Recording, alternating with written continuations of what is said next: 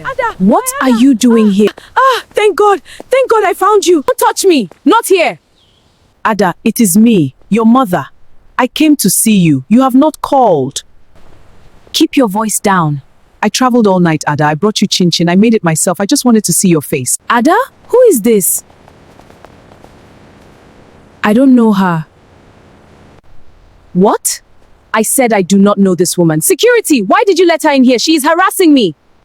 Ada? Do not call my name. I do not know you. Where do you even know me from? Ada, it is Mama, your own mother. I carried you for 9 months. I pushed you into this world with my own. Save it. You see what I'm dealing with? Some dirty village woman just walks in here and starts claiming people. It's embarrassing. Ada, please. I am begging you in the name of God. Don't do this to me. Don't shame me like this. I am your mother. Security, remove this woman from this compound. Ma'am, please, you have to leave now. Do it now. I will not go. I carried this girl. I carried her. You hear me? I went hungry so she could eat. I wore one cloth for 3 years so she could have school uniform. I borrowed money from the whole village. I am still paying. Ada, please. Please, my daughter, forgive me. Aha, my dear friend. Sit down. Sit down and listen to me well. Because what I'm about to tell you today, I did not hear it from any one person. I did not read it in a newspaper. I was there, live and direct. I saw some of it with my own 2 eyes, and the rest, people who were there told me. And those people are people who do not tell lies. So open your ears, open your heart, and let this story enter you. My people, let me start from the afternoon it happened, because that is where the story truly begins. Not at the beginning, no, but at the breaking point. It was a Thursday. The sun was doing its worst. That kind of afternoon sun that has no mercy, that just presses down on everything like it is trying to flatten the whole world. The university gate was busy the way it always was around that time. Students going in, students coming out. Okada men arguing with each other. A suya seller fanning smoke from his grill. A girl shouting into her phone. Live everywhere. Loud and fast and young. And then, into the middle of all that life, this woman walked in. Her name was Ikem Okonkwo, 52 years old, looking like 65, because suffering adds years to a person's face that no cream can take back. She was wearing a faded blue blouse, that kind that had been washed so many times that it had forgotten what color it used to be, and a wrapper tied around her waist. Worn rubber slippers on her feet, the ones where the soles were starting to separate at the front. She was carrying a small Ghana must-go bag, the kind they sell in Aba market, holding it close to her chest like it contained her whole life. And in a way, it did. Inside that bag was a birthday card she had bought from a roadside store, a pack of chin-chin she had made herself the night before, sitting in her small kitchen in Obiago village, rolling the dough with her own hands, and a photograph of a little girl at 7 years old, gap-toothed and laughing like she owned the whole world. That little girl was her daughter Ada. Ikem had been traveling since the previous night. She had took a night bus from Enugu, the rickety kind that stops 5 times before it reaches Lagos, the kind where you cannot sleep because the music is too loud and the road is too bad and the person beside you keeps pressing into your space. She arrived in the morning. She ate nothing. She asked for direction 3 times. She walked from the bus park to the university gate in the afternoon heat. She did all of this because she had not seen her daughter for 14 good months. Yes, you heard me right. 14 months. She was not invited. She had no phone number that worked anymore because Ada had blocked her. On phone calls, blocked. On WhatsApp, blocked. On Facebook, blocked. Every door, every window, every crack through which Ikem could reach her daughter, Ada had sealed it shut. But a mother does not stop being a mother because a door is closed. So Ikem came in person. She reached the gate and the security man stopped her. Of course he did. She had no ID, no visitor's pass, nothing. She told him, I am looking for my daughter, Ada Okonkwo, a third year student. Please, my brother, just call her for me. He was not cruel. He called it in on his walkie-talkie. A junior student offered to go and fetch her. Ikem stood there at the gate, in the heat, holding her Ghana must-go bag and waiting. She waited 5 minutes, 10 minutes, and then Ada appeared. Now, let me describe Ada to you, because you need to understand what this girl looked like in that moment. She was 21 years old, and she was very beautiful, the kind of beautiful that stops conversation. Fitted jean that cost more than a village teacher's monthly salary. Silk blouse, burnt orange, tucked in perfectly. Expensive braids falling over her shoulders. Nails done. Fingers sparkling. Sunglasses on her face even though she was standing in the shade, because the sunglasses were not for the sun, they were for the look. She appeared at the gate and she saw her mother. I want you to understand what happened to her face in that moment. I have thought about it many times since. For 1 second, just one, I saw it. Recognition. And then something else moved across her face. Something that looked like almost pain. Like guilt. Like a child who knows she has done something wrong and doesn't want to face it. But then, like a door slamming shut, it was gone. Her face rearranged itself, went flat, went cold, became a stone. She walked to the gate and she said in a low voice, "What in hell are you doing here?" Ikem's face lit up. She rushed forward with her arm open.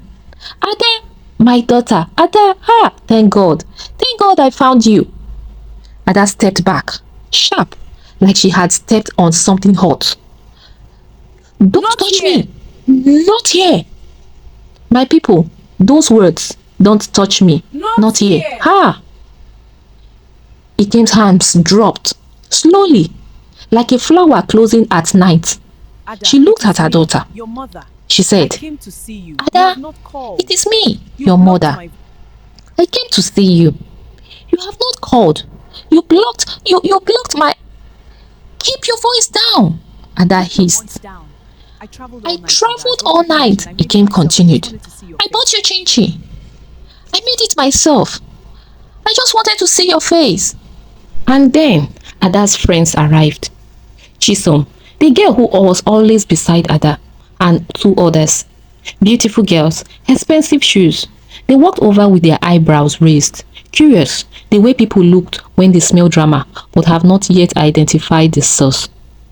Chisom looked at Ikem and said, "Ada, Ada, who is this?" 1 second, 2 seconds. Ada looked at her friends. She looked at her mother. She looked at the students who were beginning to slow their walking, beginning to turn and look. She looked at all of these peoples. And then she said it. "I don't know her." I don't know. I need to her. pause here. I need to pause because I want you to feel what those 4 words did. "I don't know her." Said to her own mother. Said in front of people. Said by a girl who was carried in this woman's womb for 9 good months. Who was pushed into this world by this woman's own body. Who was fed by this woman's hands. Who was prayed for by this woman's mouth. Every single night. I don't know her.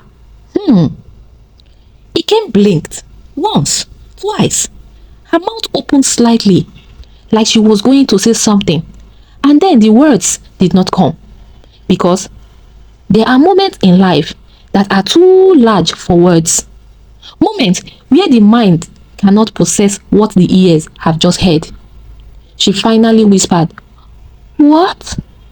And Ada's voice got louder. Harder, like iron that had just been poured into a mold and it is cooling fast. "I said I do not know this I said woman. I do not know this Security! woman. Why Security, did you why let did her you in let her here? She's harassing She's me. harassing me." Ada, "Ada, do not call my name. do not call my name. Where do you I do know not me know you. Where do you even know me from?" Ikem's mouth opened again. Still no sound. Then something came back into her eyes. No anger, not even pain yet. Just pure, naked disbelief. The disbelief of a person whose reality has just been turned completely upside down. She said, Ada, it is Mama, your own mother. I carried you for 9 months. I pushed you into this world with my, my own strength. Ada turned to her friends, sneered, and said, you see what I am dealing with? Some dirty village woman just walked in here and started claiming people. It's embarrassing. Oh gosh. Dirty village woman? My people, I want you to hear those words again. Dirty village woman. Those were the words Ada used for her own mother. The woman who sold her only pair of gold earrings. The ones her own mother had left her when she died. The only inheritance she ever received. Sold to pay for Ada's WAEC registration fee. That woman, dirty. The hens that found cassava in the rain so this girl could have school fees. Dirty. The feet that walked kilometers to market in one slippers. Village. Ha! Some things are hard to describe without your chest hurting.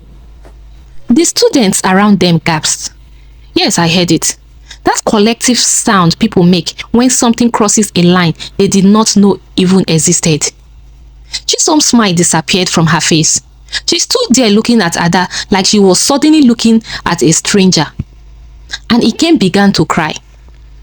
She was not a woman who cried easily. You will understand this better when I tell you about her life. But in that moment, standing at the gate of her daughter's university, in her faded blouse and worn slippers, holding a Ghana must-go bag full of love that had been refused, she broke. She sank to her knees. Right there on the concrete, in front of everyone, she went down to her knees. Ada, please, she said, I am begging you in the name of God. Don't do this to me. Don't shame me like this. I am your mother. Security! Remove this woman from this compound. Remove this woman from this compound. Ada shouted. Ma'am, please, you have to leave The now. security man came forward. He looked deeply uncomfortable. The way a person looks when they are being asked to do something that feels wrong. But they cannot refuse. He said to Ikem quietly, Madam, please. And Ikem looked up at him and said, I will not go. I carried this girl. I carried her.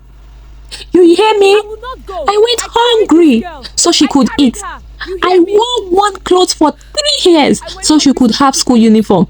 I borrowed money from the whole village. I am still paying. Ada, please, my daughter. Ada, please. Please, don't deny me. She was on her knees. Hands clasped together. Tears streaming down her face. Begging her own daughter. Around her, the crowd had grown. Students had stopped moving. Everyone was watching. I saw a boy with his lunch halfway to his mouth, just standing there, frozen, unable to eat or look away. A girl somewhere in the crowd said, wait, is that her actual mother? Another voice said, she denied her own mother in public. And someone else, already with a phone raised, already filming, said in a low, shocked voice, this is not real. This cannot be real. Chisom leaned forward towards Ada and said, very quietly, Ada, is that your mom? Ada did not answer. She straightened her blouse. She adjusted her sunglasses. She looked at her mother leaning on the ground. And then she said, in a voice so low and so final that it sounded like a door being locked, I don't know you. I have never known you. Go back to wherever you came from. Then she turned around and walked away. Her heels clicked on the concrete. Sharp, decisive, cold. Each step getting further away. Her friends followed her, though Chisom kept looking back, again and again, like she was hoping Ada would turn around. She did not turn around, and Ikem stayed on her knees. The Ghana must go bag had fallen open when she went down. The pack of chin-chin had spilled on the ground. The little fried piece rolling in the dust. The birthday card lay face up on the concrete. I can still see it in my mind. For my Ada, with all the love I have. Ikem did not move to pick it up. She just knelt there. And she wept. Softly now, not loudly, softly. The kind of crying that comes when the pain is too big for noise. When the heart has broken so completely that there is no energy left for anything except the tears themselves. My people, is this not the saddest thing you have ever heard? A mother on her knees, in the dust, at the gate of the university she suffered to pay for, crying over spilled chin-chin she made with her own hands. And her daughter is walking away in silk and heels. See what pride does. See what happens when a child forgets where they came from. But wait. Do not close your heart yet, because this story is not yet over. And God has a way of arranging things. He does not always move fast, but when he moves, my people, when he moves, the whole world feels it. Before I tell you what happened next, I need to take you back. Back before the university gate. Back before the silk blouse and the expensive braids and sunglasses. I need to take you to where the story truly starts. Because you cannot understand Ada's fall without understanding Ikem's climb. But before then, please my people, if you're enjoying this story, don't forget to support us by subscribing to our YouTube channel. Also, please drop a like on this video, drop your comments and share to your dear friends. Thank you so much for supporting. Now, let me take you to Obiago. Obiago is a village in Enugu State. Not the kind of village you see in travel magazines, but the kind of village where electricity comes and goes like a relative who only visits when they need something. The kind of village where the roads are red dust in dry season and red mud in rainy seasons, and it doesn't matter which one because your feet knows both. That is where Ikem and Ada lived. And let me tell you about Ikem's mornings. She woke up at 4:30, before the roosters, before the sun thought about rising, before anyone else in that compound opened their eyes. She woke up in darkness, in a room with a thin mattress and a plastic bucket, and a kerosene lamp. She tied her wrapper in the dark. She splashed cold water on her face. She ate nothing, because there was nothing yet to eat. And then she lifted the headpan. The headpan was heavy, filled with yams from the previous day's market that had not been sold. She would try again today. Walk 4 kilometers, yes 4, on foot every morning to Ogbete Junction Market. She set up her train on the ground, arrange her yams, arrange her tomatoes, her onions, her pepper, and then she sit there in the sun from 6 in the morning until the evening swallowed the light. She did this every day, every single day. Ada's father had died when Ada was 3 years old. Malaria, they said at the time. But I will tell you what I think. I think the real killer was poverty. Because malaria does not kill a person who gets to the hospital on time. And they did not get to the hospital on time because they did not have money for the transport to get there. And by the time they found someone to lend them the money, the malaria had eaten too far in his blood. Ikem buried her husband with borrowed money. She buried him in borrowed clothes because she could not afford burial clothes. She had borrowed tears too, in a way, because she did not have the freedom to grieve fully. Because standing right beside her at the graveside was a 3-year-old girl who did not understand what was happening, but could see that something was wrong, and she was looking up at her mother with big, trusting eyes. Ikem looked back at that child, and she made a decision right there at the graveside, in the middle of her grief. She said to herself, "This girl will not suffer like me. This girl will go to school. This girl will have a life." That decision cost Ikem everything. I mean everything. Let me show you what everything looks like. It looks like Ikem standing in a rainstorm at the farm, mud pulling at her ankles, harvesting cassava while her neighbors shelter under their roofs. She cannot stop. She cannot wait for the rain to end. The cassava must come out because Ada's school fees are due in 2 weeks. It looks like Ikem sitting outside a money lender's house at docks, head bow, agreeing to an interest rate that makes her sick to her stomach. Because Ada needs new textbooks. The teacher said so. What can she do? It looks like Ikem skipping dinner. Not once, not twice, not a few times. Years, years after years. Meal after meal. Telling Ada, I am not hungry tonight, my daughter. You eat. And Ada, young and believing, would eat. Not knowing, not understanding that her mother's stomach was pressing against her spine. It looks like Ikem's slippers. I mentioned them earlier. The worn ones with the separating soles. She wore those same slippers for 3 years. 3 years. She wrapped them with rubber bands when the soles started coming apart. And she kept wearing them. Because new slippers cost 800 naira and she could not spare 800 naira, not when Ada needed something. It looks like Ikem staying up past midnight, long after Ada had fallen asleep on the mat, sewing other women's clothes for extra income. Her finger bled sometimes from the needle. She wrapped them in a small cloth and kept sewing. It looks like Ikem going to church and not putting anything in the offering basket because there was truly nothing to put, and bowing her head in quiet shame, and then staying after service to pray for her daughter. This was not 1 year of sacrifice. This was not one difficult season. It was 12 years. 12 years of waking before sunrise and going to sleep after midnight. 12 years of eating less so Ada could eat more. 12 years of wearing less so Ada could wear more. 12 years of a woman slowly, daily giving herself away, piece by piece, comfort by comfort, desire by desire, so that her child could be assembled into something whole. And it was working. Ada was brilliant. That part I must say honestly, because I am not a person who rewrites facts. The girl was genuinely gifted, sharp mind, fast learner, remembered everything she read. She sat her WAEC exam and came out with 7 A's. Yes, 7. The whole village came out when the results were announced. An old man poured libation in front of the compound. Women danced. Someone bought a goat and it was slaughtered right there. Children were running everywhere. And Ikem stood to the side of all of it and wept.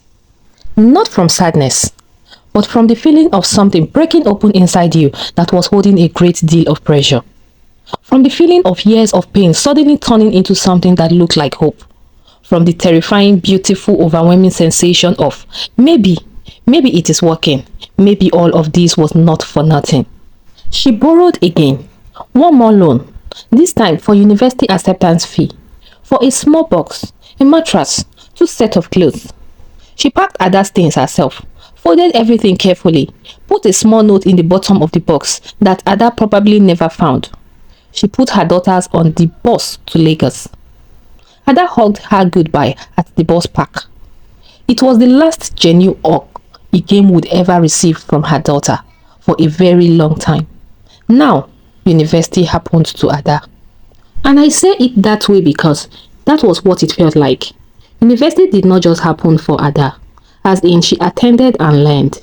University happened to her. It transformed her. Not the learning. That part was fine. The transformation I'm talking about happened in another classroom entirely. The classroom of comparison. The classroom of belonging. The classroom of what other people think of you. Her first year, Ada called every Sunday. Short calls. I am fine, Mama. School is fine. Yes, I am eating. But the calls were already getting shorter. You could hear something in her voice. A new accent. A new tone. City language smoothing over village one. Second year, calls became every 2 weeks. Then once a month. Then less. Ada had found her people, you see. Girls with money.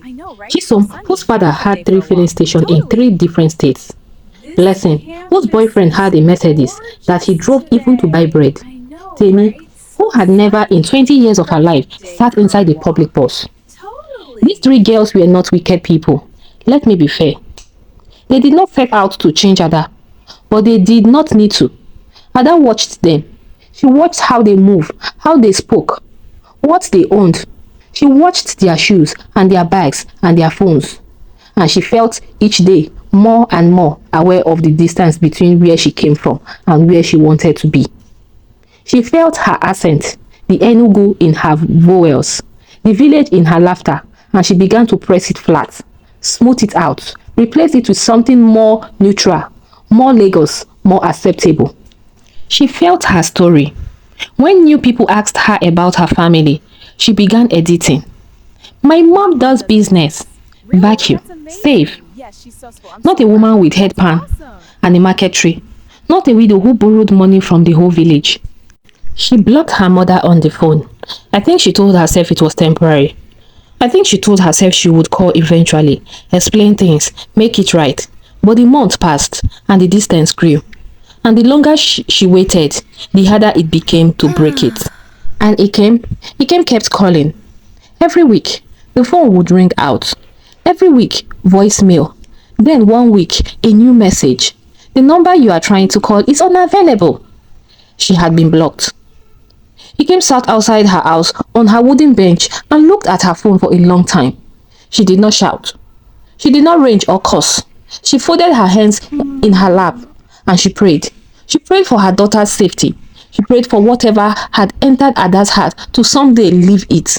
She prayed with the steady, quiet faith of a woman who had nothing left but God and still considered herself rich. Then she got up, tied her wrapper, picked up her headpan and went to the market because the school fees were still due. Are you hearing me? Even after being blocked, even after the silence, even after 14 months of nothing, Ikem was still paying Ada's school fees, sending money through the university welfare office because she could not reach Ada directly. Still working, still suffering, still keeping the promise she made at that graveside. For a daughter who had decided she did not have a mother. My people, I have told this part of the story many times, and every time I have to stop. I have to take a breath because there is a kind of love in this world that makes you ashamed of yourself. A love so large and so stubborn and so utterly unreasonable that it breaks something open in your chest just to witness it. Ikem Okonkwo had that love, and her daughter for a reason could not see it. But God was watching the whole time. Now, fast forward 3 years from the university gates. Ada is 25. She has graduated, first class. And listen, I will not take that from her. She worked for it. The brain was always there. And whatever else happened, she passed those exams. She has a job now at a consulting firm in Lagos. She has a small flat in Lekki. Nothing extravagant, but enough to be proud of. She has a wardrobe that her village self would not recognize. She has successfully, systematically erased Obiago from her biography. She now has new friends, new story, new Ada. She does not think about her mother, or rather, she does not allow herself to think about her. It was a Thursday afternoon. She was at Grand Central Mall in Lagos with Chisom, shopping for shoes, laughing. She looks luminous, relaxed, successful. A young woman who has just arrived at the life she wanted. She does not know that across the same city, her mother is also here. You see, Ikem's church has a women's welfare group. Every year, the group does something kind for the older women, the ones who have given and served and prayed without receiving much in return. This year, someone arranged a trip to Lagos, a lunch at a restaurant. It was the first time in years that Ikem had eaten at a proper restaurant table. She was overwhelmed by the menu. So many choices. She kept saying the prices were too high and trying to order the cheapest thing until the welfare coordinator told her firmly, "Mama Ikem, you will enjoy yourself today. That is why you are here, and that is why we are all here." The group walked through Grand Central Mall after lunch. These women from the village, some of them seeing a mall like this for the first time, pointing at things in the shop windows, laughing at the escalators, marveling at how cold the air conditioning was. Ikem walked slowly, looking at everything with quiet wonder. She was wearing her best blouse, a white and a blue George fabric she kept folded carefully at the bottom of her box for special occasions. She looked dignified, tired in her bones, the way a person look when years of hard work have settled into them permanently, but dignified. She was moving through the ground floor atrium, looking up at the floors above her. All those shops, all that light, when she saw her, Ada, across the atrium. Same face, but older, polished, but the same girl who used to chase lizard in the compound. The same girl who fell asleep with her head in Ikem's lap during power cuts. The same mouth, the same shape of eyes, the same daughter. Ikem stopped walking. She put her hand over her chest. In that moment, I believe she had a choice. She could have turned around. She had turned around in her heart so many times. She could have decided that it was safer to let it be. That she had survived 3 years without that child and she could survive the rest. But a mother is a mother. Her feet began to move. She crossed the atrium. Ada! Ada heard that voice before she understood it. The voice registered in some deep places in her body before her mind caught up. The voice that had called her in from the compound at dinner time. The voice that had sung to her in the dark. The voice that had said, "I love you, my daughter." So many times it had become part of the air she breathed while growing up. She turned, and there was Ikem, in Grand Central Mall, in a George blouse, holding her small bag. Ada's face did what it has always did, flickered, closed. The wall went up in an instant, the way it has always went up when something threatened the life she had built. She said, through at it, "What are you doing here?"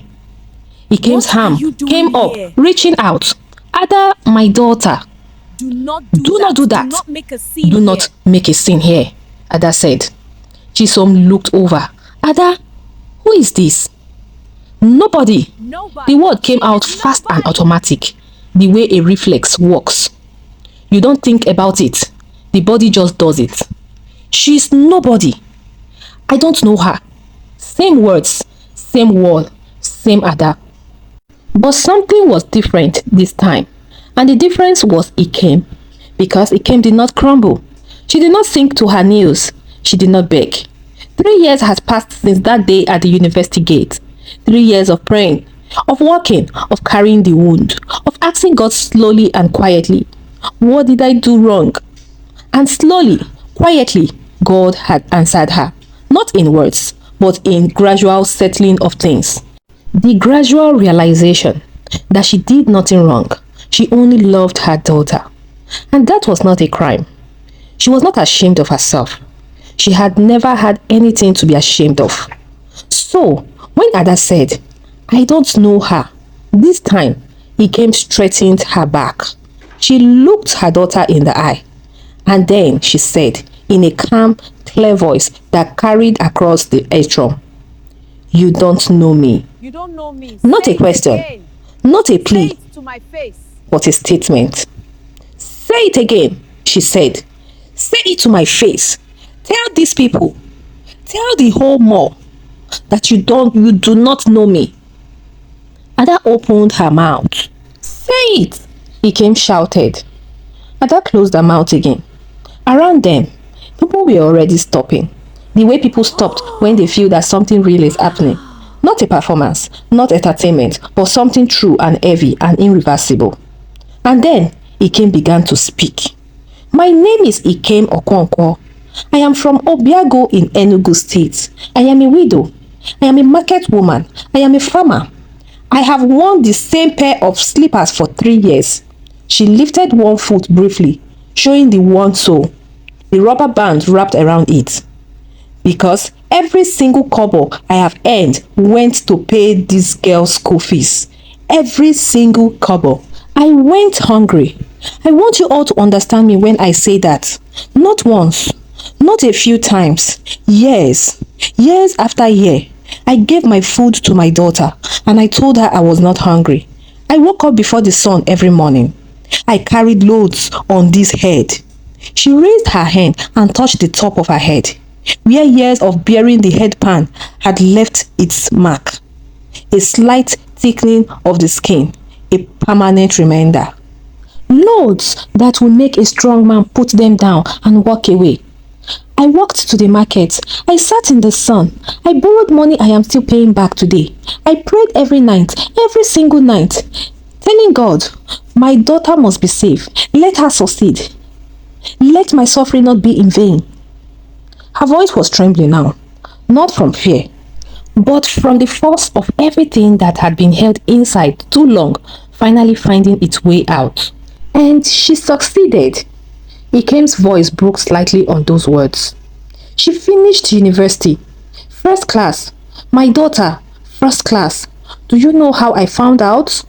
I found out on the phone from the welfare officer because my daughter had blocked my number. I could not call her. I had to hear about my own daughter's greatest achievement from a stranger on a phone call. I sat outside my house, my small house in Obiago, and I cried for 1 hour. Not from sadness, from pride. I was so proud of this child. So unspeakably proud. This child who is standing in front of me right now and telling people she does not know me. Silence filled the entire hall. A baby was crying on one of the upper floor. That was the only sound in that entire space. Chisom had both hands over her mouth. Tears were streaming down her face and she was not trying to stop them. An old woman near the escalator had stopped and was watching with her hand on her chest, her lips moving quietly. Ikem looked directly at Ada. Her voice went soft. Ada, look at me. Ada was staring at the floor. Her jaw was working. Her hands, I could not see them from where I stood. They were trembling at her side. Ada, Ikem continued, I did not come to that university to shame you. I came because I missed your face. I had not seen your face in 14 months, and I could not sleep anymore without seeing it in person. Just once. Just to know you were real and you were fine. And I came here today because God put you in my path, and I cannot walk past my own child. I cannot. Regardless of what had happened, you are my child.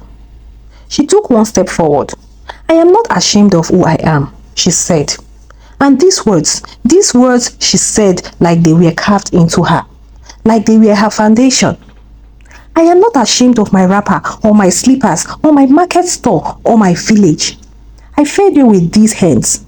I paid your school fees with this sweat. I prayed your future into existence with this mouth, on my knees, in the dark, when there was nothing else I could do.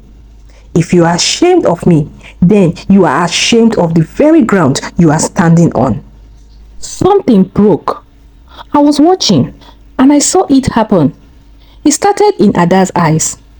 They were filled, suddenly and completely, like a dam that had been under pressure for too long and has finally been pushed past the point it can hold. Her eyes filled up and spilled over.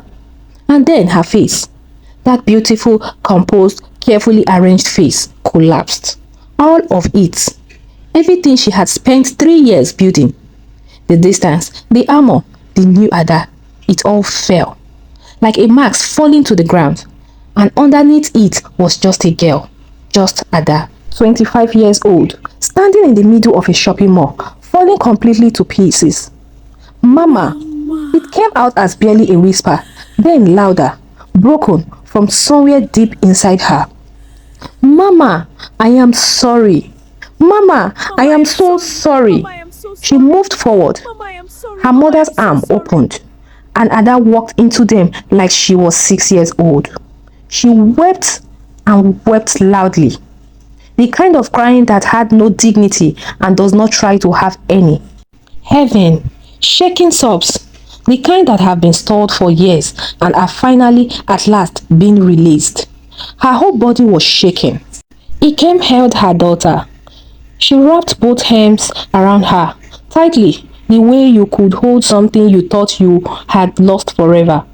She was crying too. Silent tears running down her face. But even while she was crying, she was rocking Ada. Back and forth, slowly. the way she used to do when Ada was small and had woken up from a nightmare. I looked around at the people standing there. Some had their hands over their mouths. One man, a large, serious-looking man in an agbada, had turned slightly away and was blinking very hard at the wall. A group of young women nearby were crying openly, not even trying to pretend they were not.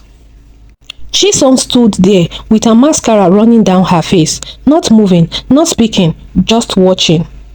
The old woman near the escalator had closed her eyes and her lips were moving, and I really think she was praying. Ada was still in her mother's arm. She was saying things between her sobs. I was ashamed, Mama. I was so stupid. I thought if people knew where I came from, they would look at me differently. I thought I had to erase it. I thought I had to become someone else to be worth something. I blocked your number. I left you at the gate, Mama. I left you there on your knees in the dust and I walked away. She broke off, couldn't continue. Ikem kept rocking her. She said, "Shh, you are here now. That is enough. I don't deserve you, Mama. You are here now. That is enough. That is enough, my daughter," Ikem said. My people, that is enough. Spoken by a woman who had every right to say it is not enough. It is not nearly enough. After 14 months of silence, after being blocked on every platform, after being told I don't know you in front of a crowd, after kneeling in the dust at a university gate after hearing about her daughter's graduation from a stranger, she could have said it is not enough. Instead, she said, you are here now. That is enough. That is what a mother's love looks like at its fullest. Later, they sat at a restaurant table. Ikem, Ada, Chisom, and the church women from Obiago, who had, with tremendous discretion, found very urgent reason to sit at the table just nearby, from which they were absolutely not watching and definitely not listening. Ada ordered the most expensive thing on the menu for her mother. Ikem looked at the price and tried to object. Ada would not hear it. Ada sat there holding her mother's hand across the table. She kept looking at it. The hand, the cracked skin at the knuckles, the dark line under the nails that no scrubbing can fully remove. The mark of a woman who walks with the earth, who has walked with the earth for 25 years, who walks with it still. She looked at the skin of that hand, thickened in places, sacred in others, worn smooth in others, and she understood, perhaps for the first time, not as a child being told, but as a grown woman truly saying what those hands had done. Those hands had fed her. Those hands had written letter to Ada's teacher when Ada was too young to speak for herself. Those hands had clapped at Ada's primary school graduation, clapped so hard and for so long that Ikem's had red palms for the rest of that day. Those hands had rolled out chin dough the night before a bus journey because they could not imagine showing up to see their daughter without something homemade to offer. Those hands had paid for everything. Ada looked at her mother's hands for a long time. Then she said quietly, "Mama, I want to come home." Ikem looked up. "You want to come to the village?" "Yes, Mama. I want to come home. I want to see the compound. I want to see the market where you sell. I want to..." Her voice dropped. "I want to meet the people you borrowed money from, so I can start paying them back. Every single one." Ikem stared at her daughter, and then she laughed. A full surprise open laugh. The laugh of a woman who came to this small not knowing what would happen, and has just been handed something she did not dare to hope for. It was a beautiful laugh. That kind that has survived a lot and is therefore more precious for it. And that laugh, my people, is where I will leave you. Because some things do not need a dramatic ending. Some things are complete in a single ordinary, extraordinary moment of a mother laughing at a restaurant table, holding her daughter's hands. But before I go, let me say this. Let me say it clearly and let me say it directly to you. Not every story ends like this. Not every mother gets to laugh in a restaurant with her returned daughter. Some mothers wait and wait in small houses in Obiago and places like Obiago all over this country. And they wait until they no longer can. They leave this world still waiting, still praying, still hoping that their child will come home. And the child comes home eventually, but to a funeral. And stands at that graveside, making apologies to someone who can no longer hear them. I have seen that story too. I have seen it more than once. And it is a different kind of grief. The grief of knowing you had time and you used it for the wrong things. The time to honor your mother is now. Now, while she can feel it. Now, while she can look at your face when you call her name. Now, while she can hold you back. Do not let pride do to you what it almost did to Ada. Pride is not strength. Pride is not protection. Pride is a liar that tells you that where you came from is less than what you are becoming. It is not. Where you came from is the reason you are becoming it. Your mother is not your embarrassment. She is your evidence. Evidence that someone loved you through the night you do not remember. Evidence that your beginning, however rough, however far from where you are now, was held together, was held up, was held at all by someone's two hands. Do not let the city make you forget the village that pushed you towards it. Do not let new friends make you ashamed of the woman who stayed up past midnight so you could afford textbooks. Do not let a silk blouse make you forget a faded blue one.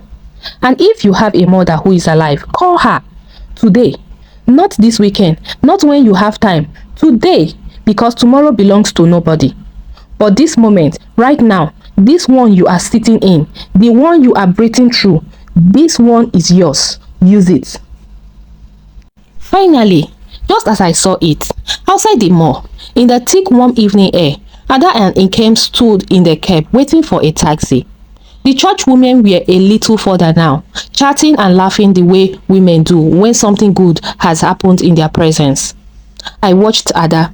She had taken the Ghana must go bag, the small one her mother always carried, and slung it over her own shoulder.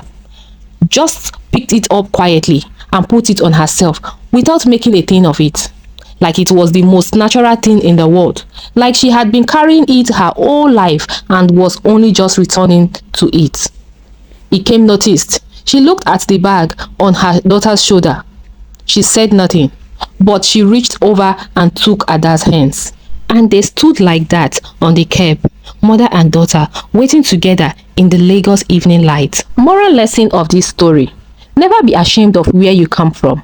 Your roots are not your limitation. They are your foundation. A mother's sacrifice is a debt that no certificate, no salary, no address can repay. Pride blinds, love endures, and humility, true humility, is not weakness. It is the beginning of everything worth having. Thank you so much for your time. Thank you for staying with us and listening to the story from the beginning to the end. Please do well to subscribe to our YouTube channel to support us. Also, like this video and drop a comment.